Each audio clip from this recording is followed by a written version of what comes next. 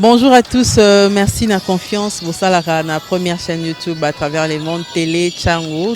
Vous en êtes mingi, vous avez Nabino, entretien et Alelo, tu es pour Nabino. Partin n'a pas perdu les élections, il a gagné les élections. Boye bisa bango bati kapeli seki. Congolais asi à la muki. La muka asala ka ba réflexion ya bien pour na mboka oyo. FCC na la muka ba ebani bien. Manque à confiance ils a déjà. Il n'y a aucune coalition entre FCC et Nalamuka. Le fait que nous gardions jalousement les preuves que nous avons, c'est parce que nous avons un grand respect pour nos frères. Union sacrée. Le blocage au niveau de la CENI a un nom. Il s'appelle Monsieur Félix Tshilombo.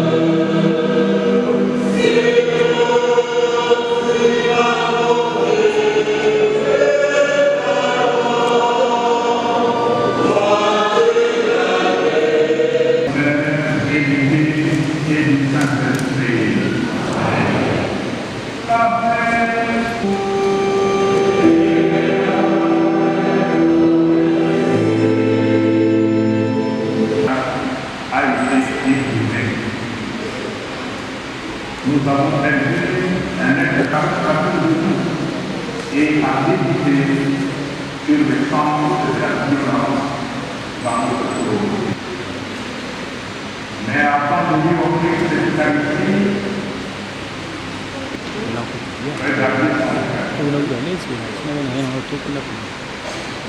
cœur.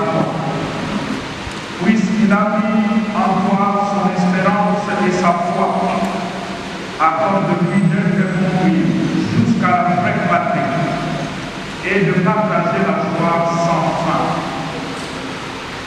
Ah, Jésus-Christ, ton Fils, notre Seigneur, qui vient avec la communauté du Saint-Esprit.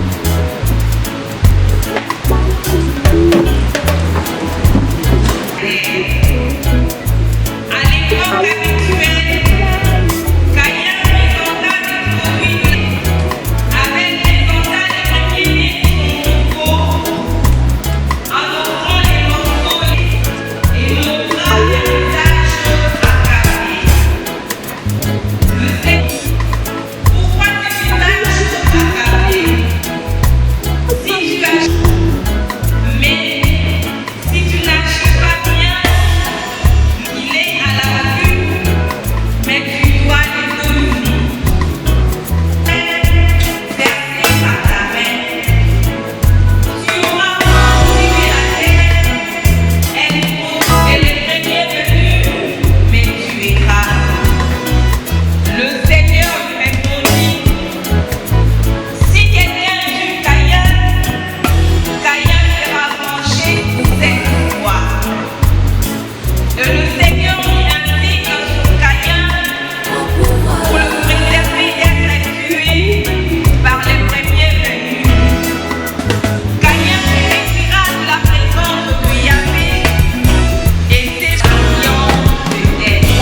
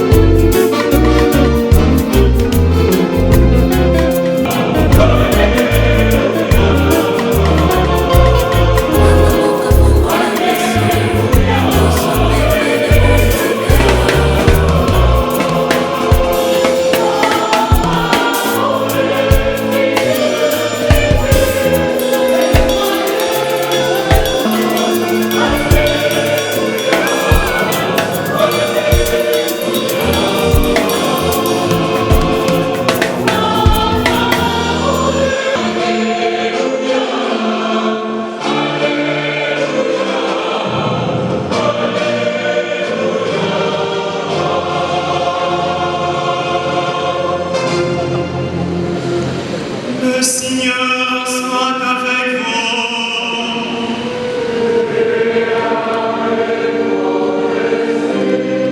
L'évangile de Jésus-Christ selon saint Matthieu.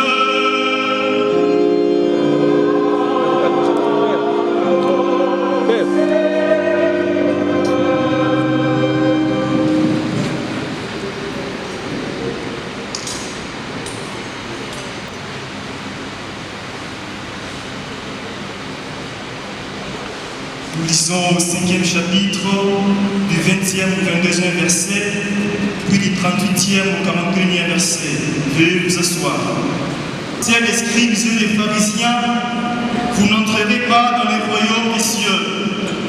Vous avez entendu qu'il a été dit aux ancêtres, tu ne tueras point. Et si quelqu'un tue, il la répondra au tribunal.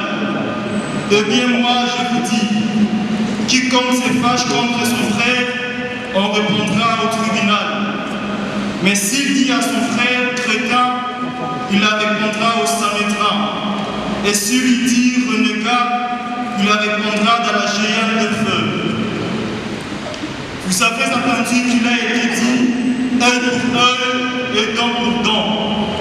Eh bien moi je vous dis de ne pas tenir d'être méchant. Au contraire, quelqu'un te donne-t-il un soufflet sur la joue droite, tends-lui encore l'autre. Veut-il te faire un procès et prendre ta tunique, laisse-lui même ton manteau. Te requiert-il pour une course de 1000, fais-en 2 avec lui.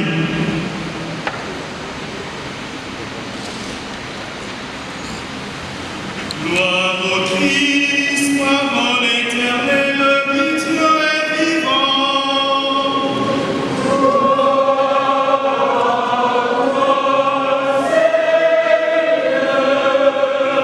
Christ, sagesse éternelle, le Dieu est vivant.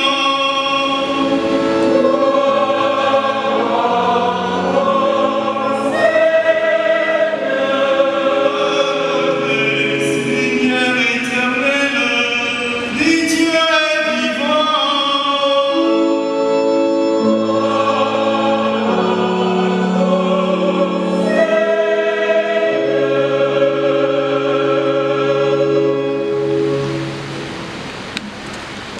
La veuve de l'honorable et toute la famille. Excellent, honorable, chers frères et sœurs dans le Seigneur. À la demande de la famille biologique de l'honorable Chérubin Oukeni, je célèbre cette Eucharistie pour recommander notre frère défunt à la miséricorde de Dieu pour son repos éternel. Par la même occasion, j'invite la communauté chrétienne réunie dans cette église cathédrale Notre-Dame du Congo et tous ceux qui nous suivent par la voie des ondes à prier instamment le Seigneur pour qu'il console tous les cœurs attristés et brisés à la suite de cette disparition brutale. Et jusqu'alors incompréhensible de notre frère Chérubin. Mais avant toute chose, je voudrais vous saluer tous et toutes et vous remercier de vous être associés à cette prière avec la famille de l'honorable Chérubin, dont nous regrettons tous la disparition. Excellence, honorable, frères et sœurs dans le Seigneur, la personne pour qui nous nous sommes réunis aujourd'hui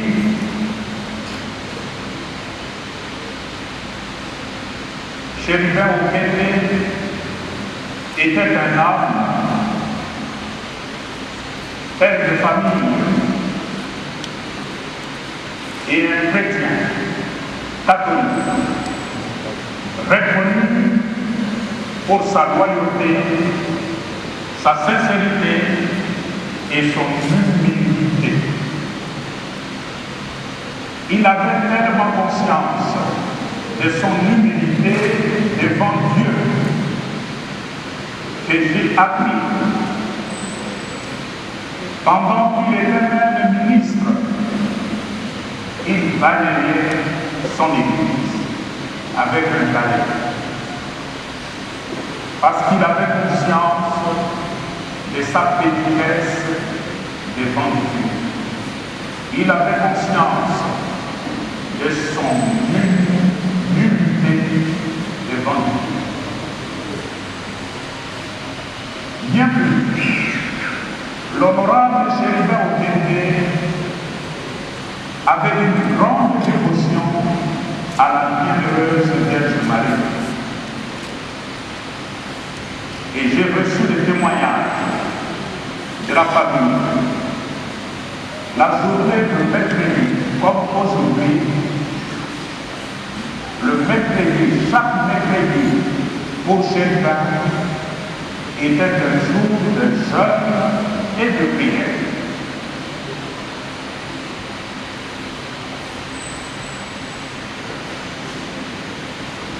Et comme vous l'avez si bien noté, c'est précisément le mercredi 12 juillet 2023 que Chérida Okende fut kidnappé, fut enlevé. C'est encore un mercredi, aujourd'hui donc, que nous prions pour lui. Et ces coïncidences ne sont pas des hasards. Nous savons que son corps sans vie a été retrouvé le matin du jeudi 13 juillet dernier, la semaine passée. Jusqu'à ce jour, les circonstances de son assassinat demeurent encore confuses.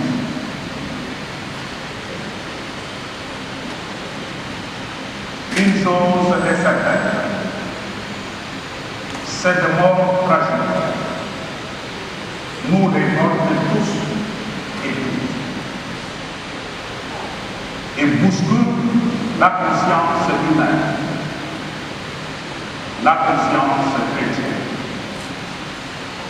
En effet, voir un père de famille et un haut responsable dans ce pays être abattu d'une manière aussi ignominieuse et lâche fait froid pour nous.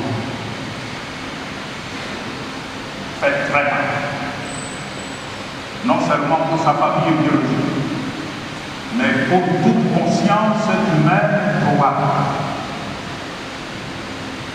Cet assassinat pour Dieu, sans oublier d'autres tueries de nos frères et sœurs à travers le pays, nous amène une fois de plus à réfléchir, à méditer sur l'insécurité et la violence qui prennent de proportions et des tournures de plus en plus nouvelles et inquiétantes dans notre pays, la République démocratique du Congo, et de façon particulière encore ces derniers temps, ici à Kinshasa, où tout le monde vit dans nos cœurs. En attendant l'aboutissement des enquêtes en cours, enquêtes que nous espérons justes, objectives et impartiales, nous ne pouvons éluder des questions pertinentes qui arrosent notre conscience. Pourquoi toutes ces violences physiques, voire verbales, sans fin dans notre pays? Comment expliquer que le Congo, le peuple congolais, qui était connu pour sa fraternité, d'un coup est devenu un peuple porté vers la violence, verbale, physique, des insultes? On ne nous reconnaît plus. Pourquoi autant d'intimidation et de délits de liberté individuelle? Pourquoi cette montée en flèche de l'intolérance et de la barbarie dans notre pays? Quel gagne-t-on à vouloir mettre fin de manière crapuleuse à la vie de son frère et sa sœur? Je l'ai dit et je l'en crois. Et puisqu'il m'est permis de te tuer, il est aussi permis à un autre de nous tuer. Donc, nous retournons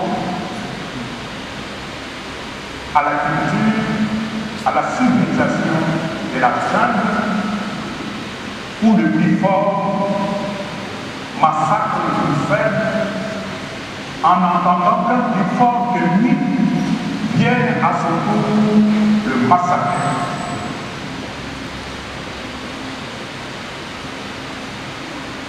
Pourquoi d'un coup,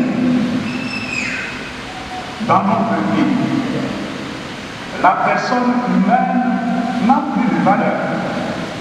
ni de dignité intrinsèque. D'où vient cette banalisation de la vie humaine et des cultes, des insultes, des injures, de la violence verbale et physique. Tout cela est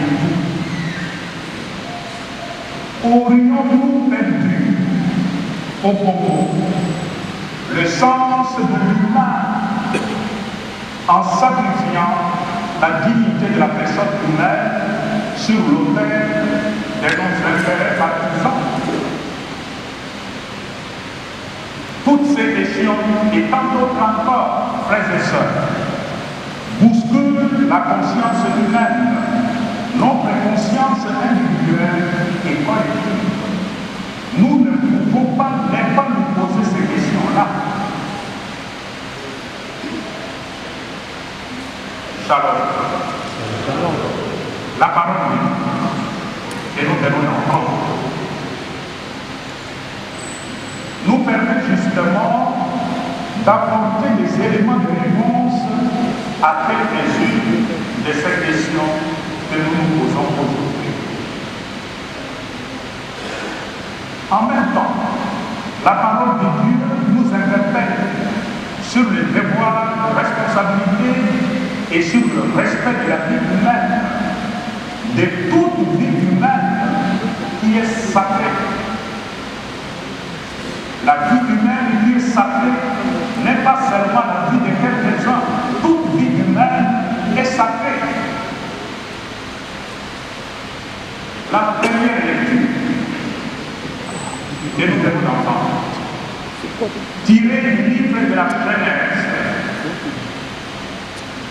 nous ramène justement au premier meurtre de l'histoire de l'humanité. Le prototype d'assassinat. Il s'agit de l'assassinat d'Abel par son propre frère Caïn. En effet, en écoutant la Bible, nous constatons que Caïn a tué son frère Abel à cause de la jalousie et de la non-acceptation de l'autre comme différent.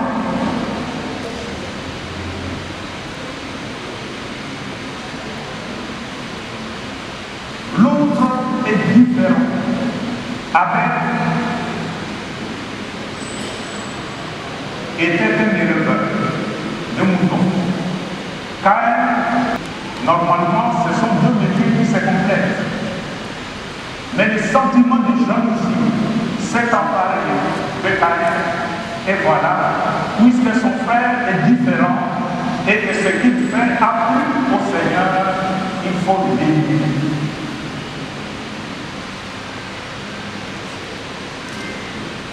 Regardons aujourd'hui notre société.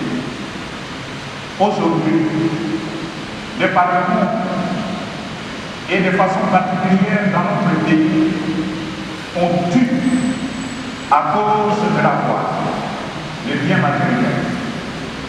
On tue à cause de la volonté de puissance. On tue à cause de l'intolérance. On n'accepte pas que l'autre peut être différent de toi. L'intolérance, c'est la pensée unique. Or, toute pensée unique est nécessairement une pensée unique. Celui qui perçoit la réalité autrement que moi n'est pas nécessairement mon ennemi.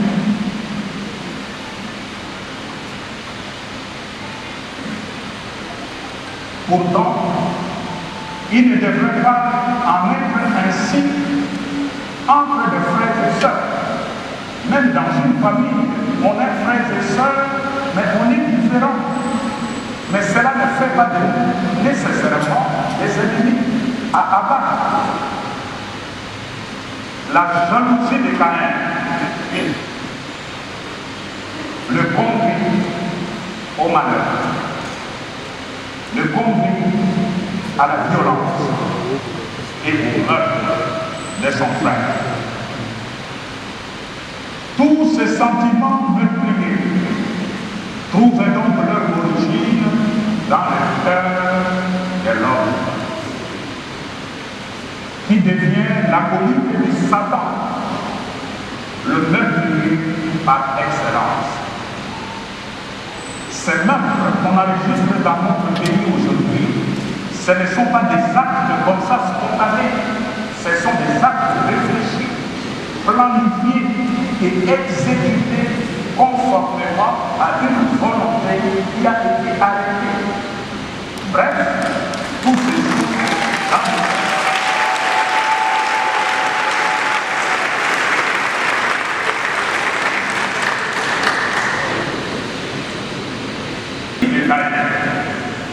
et d'Abel s'achève par la punition que le Seigneur a infligée à Caïn. Nous pouvons donc en tirer deux leçons majeures. La première leçon, c'est qu'aucune communauté, aucune famille, aucune nation ne peut se construire sur le meurtre, sur l'assassinat, sur le mépris.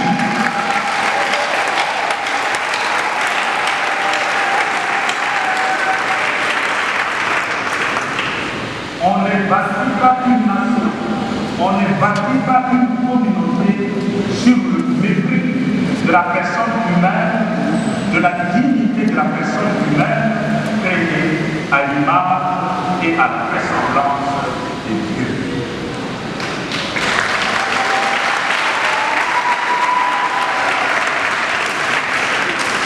Dans un pays où la dignité de la personne humaine n'a aucune valeur, dans un pays où le droit de l'homme ne compte pas, c'est un pays qui va tout droit à sa ruine.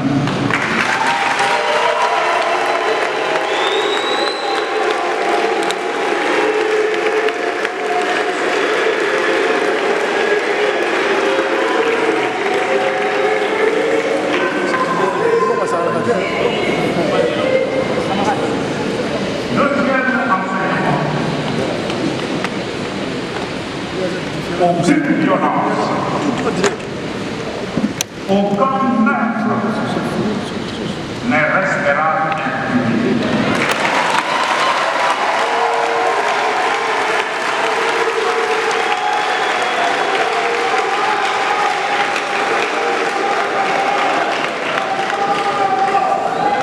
Aucune violence, aucun meurtre n'échappera à la justice suprême.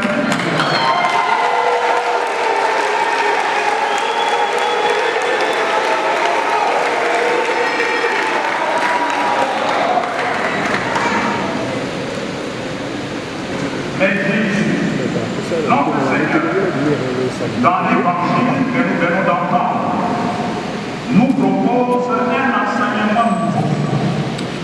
Au lieu de nous comporter comme dans la République de la jungle, où le plus fort bouffe le plus petit, Jésus nous enseigne une autre attitude. Jésus nous donne la charte de la vie chrétienne. Il nous invite aujourd'hui à briser la spirale de la violence qui ne peut que engendrer le malheur et la mort. En effet, Jésus déclare, si votre justice ne surpasse pas celle des scribes et des pharisiens, vous n'entrerez pas dans le royaume des cieux. Vous avez entendu qu'il a été dit aux anciens, tu ne tueras pas. Et si quelqu'un tue, il répondra au tribunal.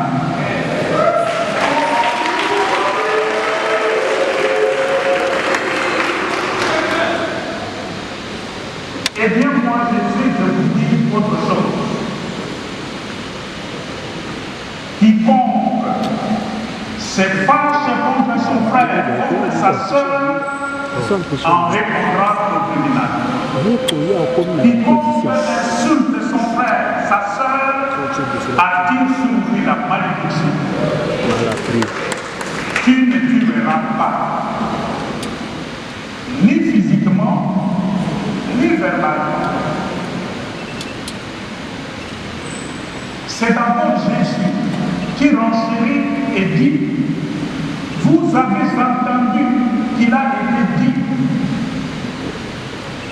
pour elle, dans tout temps. Ça, c'est la morale dans la chaîne. Mais moi, Jésus, je vous dis, n'est pas tenu d'être aux méchants. Au contraire, quelqu'un te sonne-t-il un souffle sur la joue droite, tends-lui encore l'autre. Quelqu'un te frappe sur la joue droite, tends-lui la joue gauche. Matthieu 5, 28 à 21. Voilà, frères et sœurs, un appel à la non-violence et au pardon. Même devant des cas extrêmement révoltants, Jésus ne nous invite pas à la vengeance, à administrer la violence par nous-mêmes contre ceux qui le méritent. Jésus nous appelle plutôt à la non-violence, au retenu, et de nous tourner vers celui qui a la compétence, celui qui a la charge dans la communauté de rendre justice. C'est l'État. Cet appel n'est pas cependant synonyme de la peur et de la résignation. Cela ne signifie pas peur ou résignation. Il est plutôt l'adhésion à la loi et à la volonté divine. Il nous fait plutôt ressembler à Jésus qui nous demande de pardonner à nos bourreaux. Si donc la justice humaine ne peut s'occuper d'eux, Dieu lui-même s'occupera d'eux inévitablement.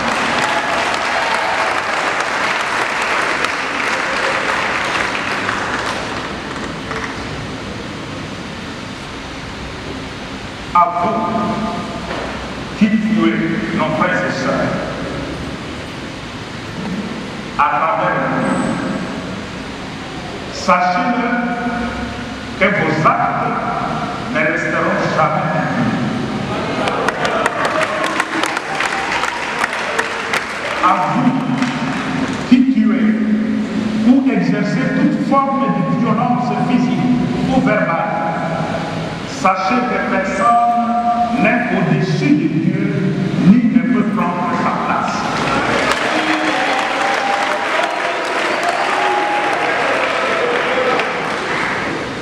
À vous, chère maman Michel Sam, aux enfants et aux membres de la famille de Christ d'Israël, vous avez certes perdu un être cher, très cher. Il n'y a rien au monde qui peut remplacer ce vide de Christ. Perdre un mari, perdre un père, un frère, ça fait très mal.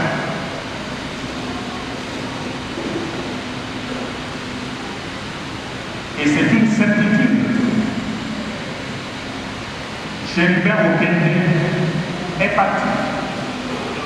Et vous ne le reverrez plus avec vos yeux humains. Voilà pourquoi nous pleurons. C'est vide, incommensurable. Mais la foi chrétienne, l'espérance de la foi chrétienne nous rassure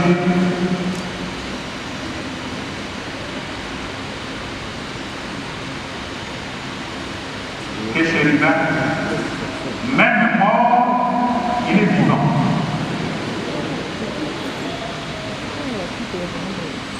Il a vécu dans une communauté. Il y a des gens qui l'ont aidé, qui l'ont porté et qui continueront encore à l'aimer.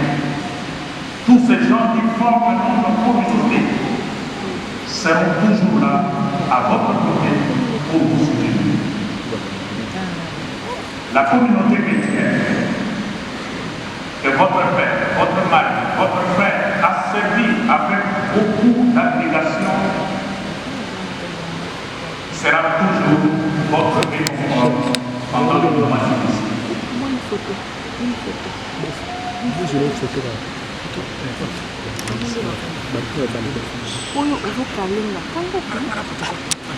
Comme nous avons entendu aujourd'hui, vous avez alerté cette certitude au-delà de la douleur.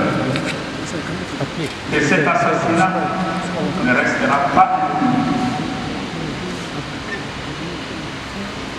Même s'il n'y a pas de justice humaine, celle de Dieu est incorruptible. Voilà pourquoi, tout en vous présentant mes condoléances le plus attristé, je vous exhorte à l'espérance. Chérubin Okeke, votre mari, votre père, votre frère, n'est pas mort. Il est entré dans la vie.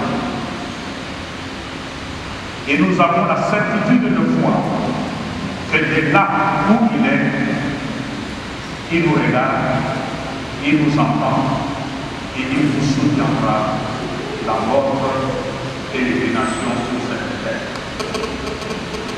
Puisse le Dieu de miséricorde accorder son pardon aux auteurs de la violence et de peur. Qu'il accueille dans sa demeure éternelle notre frère Chérubin Okeke et qu'il accorde la paix et la sérénité à la famille éprouvée et à toutes les personnes de cette mort à toucher de près ou de loin. Amen.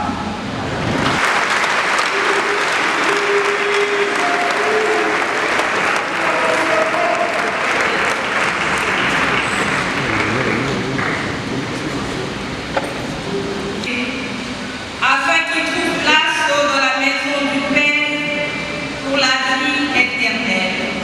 Ensemble, prions.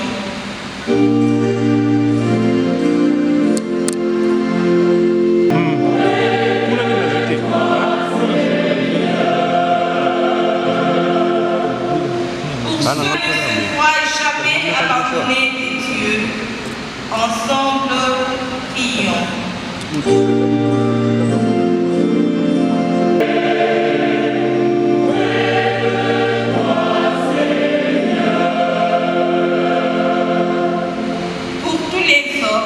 Deviennent plus fraternels et plus justes.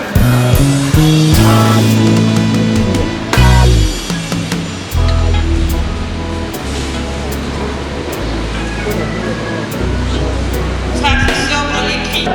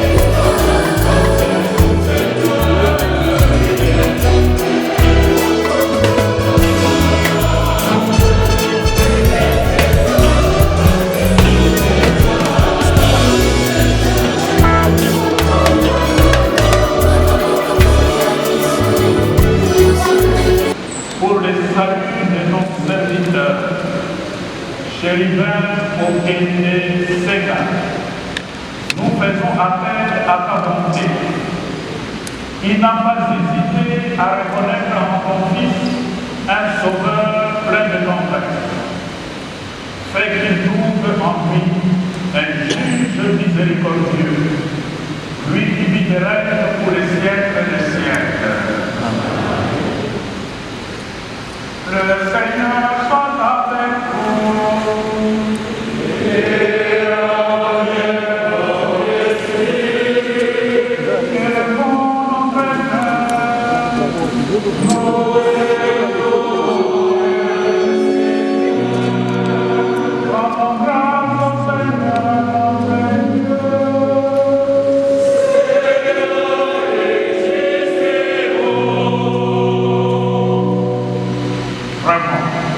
Il est juste, il est bon, pour ta gloire et ton salut, de t'offrir son fraction de grâce toujours et en tout Dieu, Seigneur, Père très saint, Dieu éternel et tout-puissant, par le Christ notre Seigneur.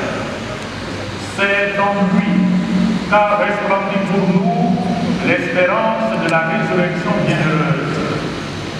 Et si la loi de la mort nous afflige, la promesse de l'immortalité nous apporte la consolation. Car pour ceux qui croient en toi, Seigneur, la vie est transformée, elle n'est pas enlevée. Et lorsque prendra fin leur séjour sur la terre, ils ont déjà une demeure éternelle dans les cieux. C'est pourquoi, avec les anges et les archanges, avec les puissances d'en haut et tous les esprits bienheureux, nous chantons l'hymne de ta gloire et sans fin nous proclamons. Sois sanctifié, que ton règne vienne, que ta volonté soit faite sur la terre comme au ciel. Donne-nous aujourd'hui notre pain de ce jour.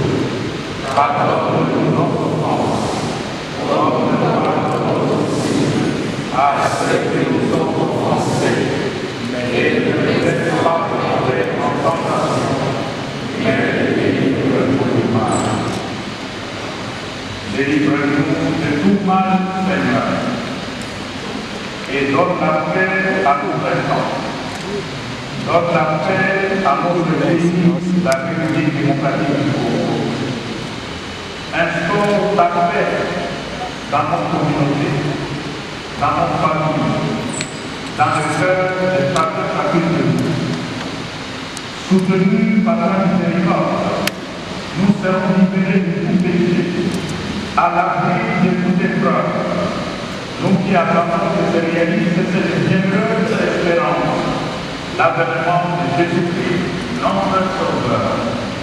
Car c'est la gloire, le règne, la puissance et la gloire, pour les siècles des siècles. Seigneur Jésus, tu as dit à tes apôtres, je vous laisse la paix, je vous donne ma paix. Ne regarde pas nos péchés, mais la foi de ton Église. Pour que ta volonté s'accomplisse, donne-nous toujours cette paix et conduis-la vers l'unité de ta terre. Toi qui vis et règnes pour les siècles des siècles. Que la paix du Seigneur soit toujours avec vous et avec vous. Frères et sœurs, dans la charité du Christ, donnez-vous la paix.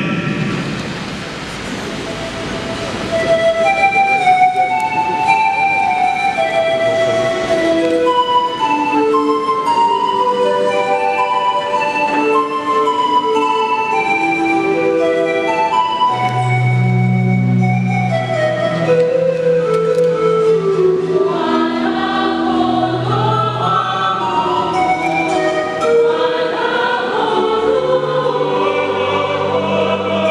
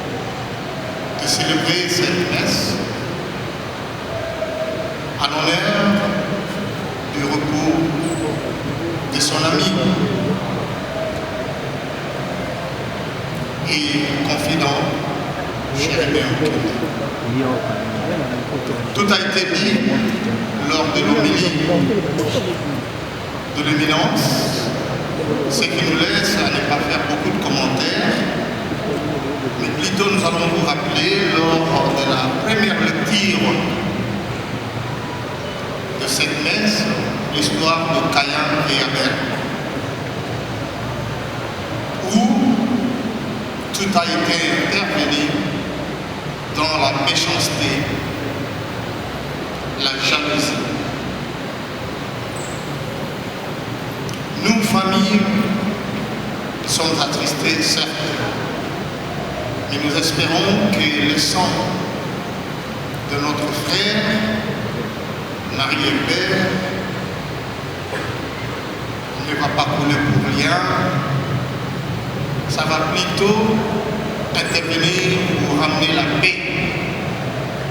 La paix, parce qu'il a été un homme de paix. Au même égard que le sang de l'héros national Patrice Emery Lumumba, qui avait coulé pour donner la liberté aux Congolais, ainsi que le sang de M. Laurent Désiré Kabila, qui avait coulé pour donner la dignité. Donc il y a la liberté, la dignité. Et le sang de Chérubin Okende, c'est pour redonner la paix. Eh bien, nous remercions toute la communauté chrétienne et nous avons sollicité aux églises, aux mosquées, aux temples, de continuer à nous soutenir dans leurs prières pendant ces moments de détresse. Pour ne pas monopoliser la parole, nous vous remercions sincèrement.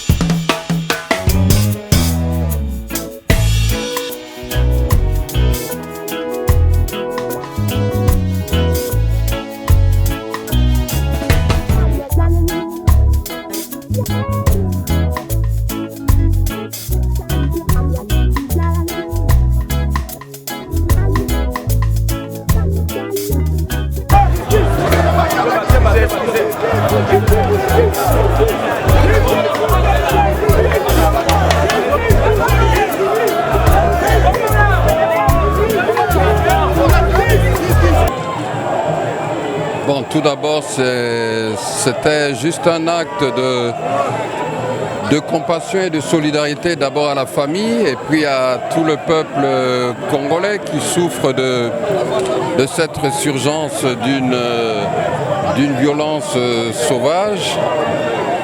Et je crois qu'on doit d'abord bien sûr penser à la famille et aussi penser à, on va dire, l'héritage politique national de Chérubin Okende, qui était un homme de paix, un homme de loyauté, un homme d'intégrité, et il sera toujours regretté. Oui. Qui était Chérubin pour vous? Bon, d'abord c'était un ami, c'est quelqu'un que je connaissais assez bien.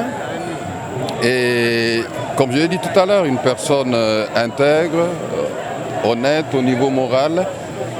Et c'est vraiment une grande perte et avec une grande détresse que nous le pleurons aujourd'hui et que nous le pleurons longtemps.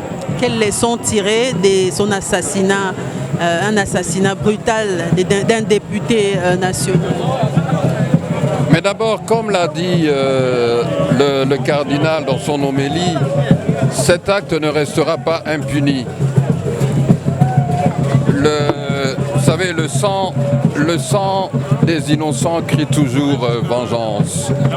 Et la vengeance appartient à l'Éternel. Et je pense que les coupables, nous espérons qu'ils seront démasqués par la justice et qui seront jugés et sanctionnés comme il se doit. Mais voyons aussi qu'à travers ce sacrifice que Chérubin a fait de sa vie, quelque chose va naître. Vous savez, la Bible dit toujours il faut que la graine meure pour que quelque chose puisse naître, et quelque chose va naître. Beaucoup ne croient pas à la justice congolaise, vous y croyez vous aussi? Non, moi je crois à la justice. Pour moi, il n'existe pas de justice congolaise. Il n'existe pas de justice congolaise. Il existe une justice et cette justice-là va prévaloir.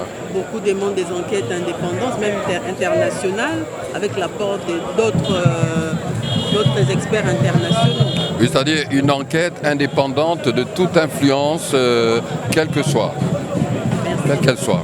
Merci. Je pars à la messe parce que c'est un jeune frère qui est décédé. Au-delà du fait qu'il était politique, mais c'est un petit frère pour moi. C'est pour cela que je ne pouvais pas manquer. Voilà. Mais il représentait beaucoup. C'est un jeune frère. Donc j'avais des relations assez particulières avec lui et c'est dommage. Je devais venir moi aujourd'hui rendre grâce à sa mémoire. La nation a perdu une personne importante. Il s'agit là d'une intelligence incomparable.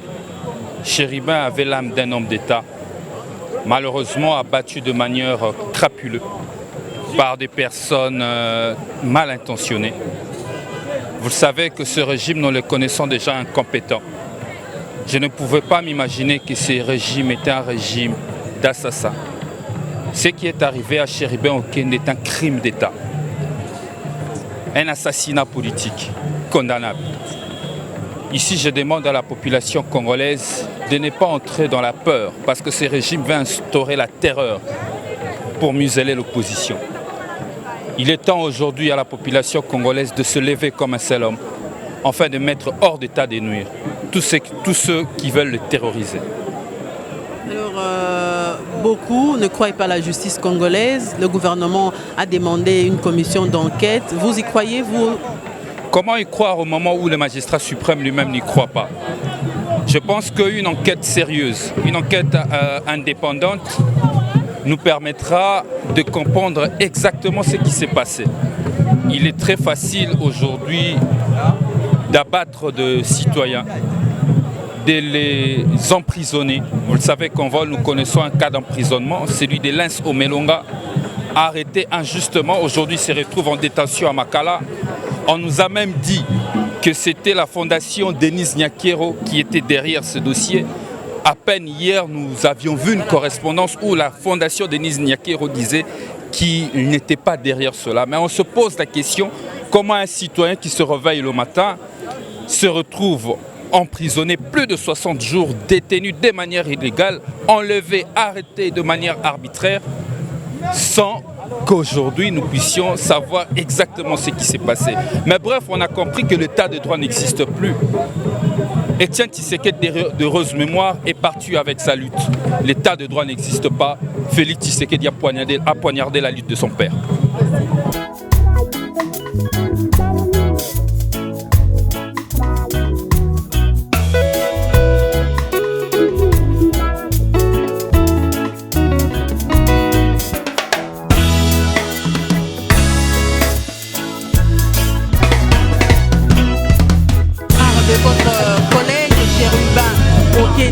Qu'est-ce qu'on peut retenir de cette messe?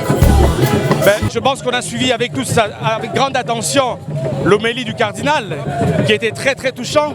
Ce n'est pas parce que vous êtes fort aujourd'hui que vous devez abuser des faibles. Ce n'est pas parce que vous êtes fort aujourd'hui que vous pouvez vous permettre d'assassiner un honorable comme Chéribin Okende. Vous devez savoir ceci. Depuis la première législature, en 1960, le 17 juin, c'est la première fois qu'on tue en République démocratique du Congo un député national. Il est inadmissible qu'un pays qui se dit démocratique assassine ses propres représentants du peuple. Voilà, nous avons perdu une grande personnalité qui est Chéribin Okende, paix à son âme et surtout mes condoléances à sa famille politique mais aussi à sa famille biologique. Voilà. Le gouvernement demande une enquête, une commission d'enquête. Vous croyez en la justice? Nous avons besoin d'une enquête pour savoir qui a attenté à la vie, bien sûr, de l'honorable Chéribin Okende. C'est normal. Il faut qu'une enquête, le peuple congolais doit faire pression pour que cette fois-ci, on nous dise qui a réellement assassiné le député national Chéribin Okende.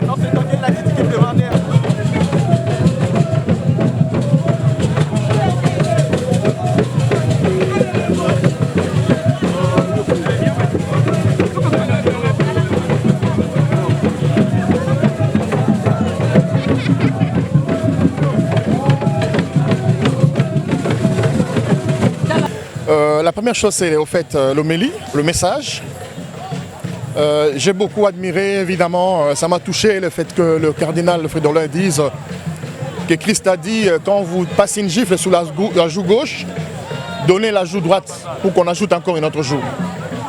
Et c'est la parole du Seigneur, Jésus. Vous pouvez considérer aujourd'hui que le président Moïse Katumbi a reçu 2 bonnes gifles. La première, c'est l'enlèvement, l'humiliation et l'arrestation de son conseiller spécial Salomon qui est en prison jusqu'à ce jour. Nous exigeons sa libération. La deuxième gifle, c'est l'assassinat politique de l'honorable Chéribin Okende, qui est une gifle fatale. Dieu merci, Christ n'a pas dit qu'il y aura une 3e gifle. Cependant, nous pensons que ça doit être la dernière et que tous ceux qui sont dans ce complot soient retrouvés et tendus devant la justice. Que représente Chéribin Okende pour vous?